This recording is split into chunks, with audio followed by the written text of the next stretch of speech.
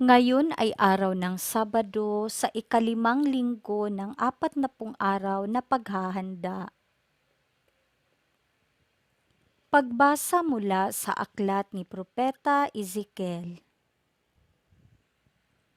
Ito ang ipinasasabi ng Panginoon.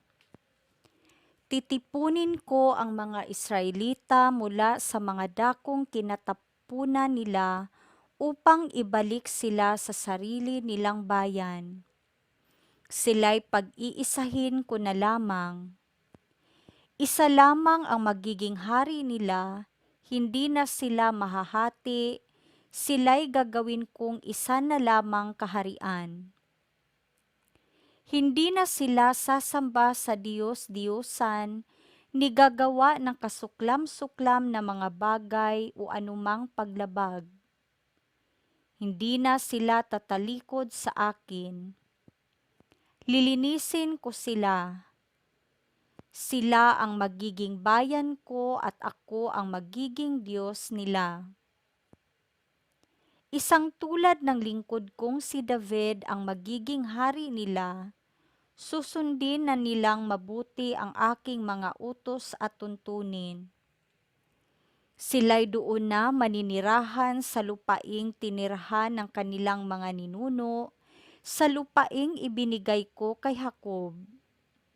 Sila at ang kanilang mga anak at magiging anak ng mga anak ay doon mananatili habang panahon. Isang haring tulad ni David na aking lingkod ang magiging pinuno nila magpakailanman. Gagawa ako ng isang tipan sa kanila. Ito ay tipan ng kapayapaan at mamamalagi magpakailanman. Pagpapalain ko sila at pararamihin. Itatayo ko sa kalagitnaan nila ang aking templo. Ako'y mananatiling kasama nila magpakailanman. Ako ang magiging Diyos nila, sila ay magiging bayan ko.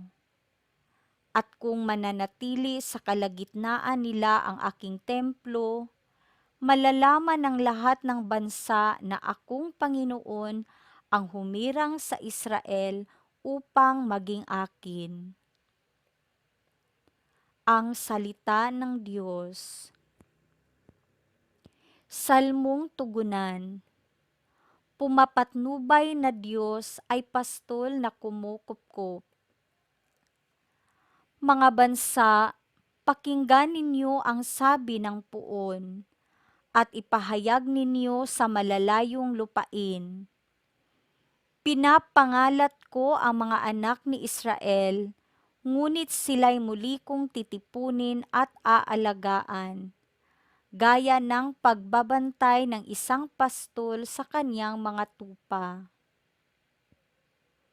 Pumapatnubay na Diyos ay pastol na kumukupkop. Sapagkat tinubos ng puon si Jacob at pinalaya sa kapangyarihan ng kaaway na lubhang makapangyarihan at malakas.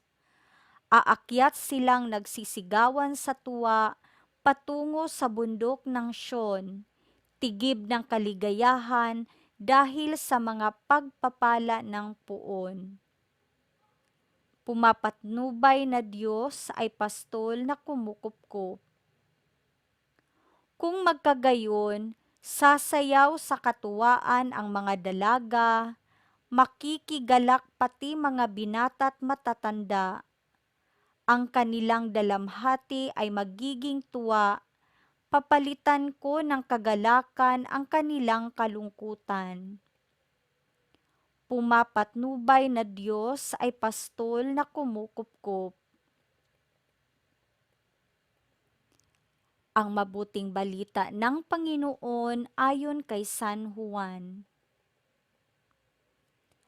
Noong panahong iyon, marami sa mga Hudyong dumalaw kay Maria ang nakakita sa ginawa ni Jesus at nanalig sa kanya. Ngunit ang ilan sa kanila'y pumunta sa mga Pariseo at ibinalita ang ginawa ni Jesus. Kaya tinipon ng mga punong saserdote at ng mga pariseyo ang mga kagawad ng Sanhedrin. Ano ang gagawin natin? Wika nila. Gumagawa ng maraming kababalaghan ang taong ito. Kung siya'y pababayaan natin, mananampalataya sa kanya ang lahat. Paririto ang mga Romano at wawasakin ang templo at ang ating bansa. Ngunit isa sa kanila, si Caifas, ang pinakapunong saserdote noon ay nagsabi ng ganito, "Ano ba kayo? Hindi ba ninyo naiisip na mas mabuti para sa atin na isang tao lamang ang mamatay alang-alang sa bayan sa halip na mapahamak ang buong bansa?" Sinabi niya ito hindi sa ganang kanyang sarili lamang. Bilang pinakapunong saserdote ng panahong iyon, hinulaan niyang mamamatay si Jesus dahil sa bansa at hindi dahil sa bansang iyon lamang, kundi upang tipunin ang nagkawatak-watak na mga anak ng Diyos. Mula noon, binalangkas na nila kung paano ipapapatay si Jesus, kaya't hindi na siya hayagang naglakad sa Judea. Sa halip, siya'y nagpunta sa Ephraim, isang bayang malapit sa ilang, at doon siya nanirahang kasama ng kaniyang mga alagad. Nalalapit na ang pista ng Paskwa. Maraming taga-lalawigang pumunta sa Jerusalem bago magpaskwa upang isagawa ang paglilinis ayon sa kautusan. Hindi nila nakita si Jesus sa templo, kaya't nagtanungan sila, "Ano sa akala ninyo? Paririto kaya sa pista o hindi?" Ipinag-utos ng mga punong saserdute at ng mga pariseyo na ituro ng sinumang nakaaalam kung nasaan si Jesus upang siya'y maipadakip nila. Ang mabuting balita ng Panginoon.